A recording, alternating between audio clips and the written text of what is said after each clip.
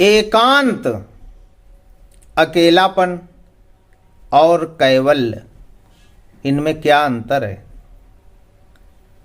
आज का विषय। अकेलापन दुख है, उदासी है।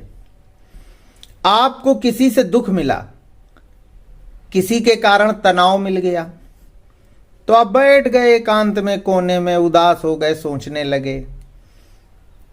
आप अपने मन का कुछ करना चाहते थे, प्रयास भी किए, उस अपने मन को पाने के लिए खूब दौड़े, खूब दौड़े, खूब दौड़े, मिला नहीं, थक गए, उदास हो गए, अकेले बैठ गए। ये है अकेलापन। अकेलापन खतरनाक है, दुख है। अकेलापन वासना की दौड़ पूरी ना होने पर पाया गया प्रतिफल है। अकेलापन बढ़ता चला जाएगा तो एंजाइटी हो जाएगा, माइग्रेन हो जाएगा, सोच सोच के डॉक्टर के पास पहुंच जाओगे।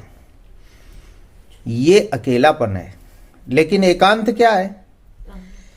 जब तक आपके मन में दूसरों से सुख पाने की इच्छा है, दूसरे से सुख पाने की इच्छा है, किसी वृक्ष से, किसी वस्तु से, किसी व्यक्ति से हमें सुख देगा, तब तक आप दौड़ते रहेंगे और अकेलापन जीवन में कई बार आएगा। कई बार आप छटपटाएंगे, रोएंगे, सिसकेंगे, अकेले बैठकर उदास होंगे। ऐसा शायद ही कोई व्यक्ति हो जिसके जीवन में कई बार अकेलापन ना आया हो और उस अकेलेपन का शिकार होकर वो डॉक्टर के यहाँ न गया हो। लेकिन एकांत क्या है? जहां एक का अंत हो जाए,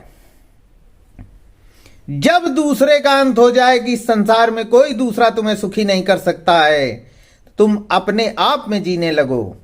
एकांत, आनंद आने लगे, रस आने लगे। जो प्रभु तुमने दिया उसी में हम खुश हैं, जो दिया वही क्या कम है।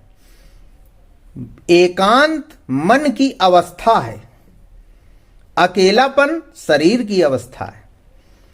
तो जब आप एकांत में होंगे मन से, तो आपको सुख मिलेगा, आनंद मिलेगा। और एक तीसरी अवस्था है कैवल्य।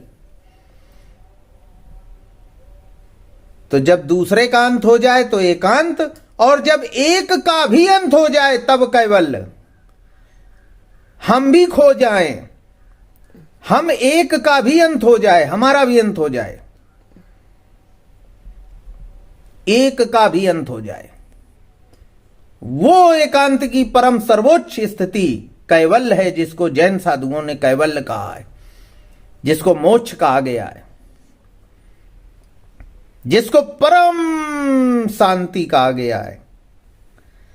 तो अकेलापन, एकांत और कैवल्य को समझिए और अवसाद से बाहर निकलिए मित्रों। ये डॉक्टर के पास इसका इलाज नहीं है, इसका इलाज केवल ज्ञानियों के पास है।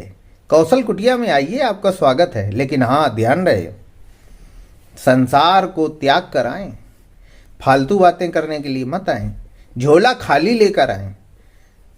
आपको उन दवाओं से भर देंगे, उन फूलों से भर देंगे कि आप जहां भी होंगे, दुकान में, नौकरी में, वहीं आपको मजा आने लगेगा। आइए तो सही। जय श्री राधे।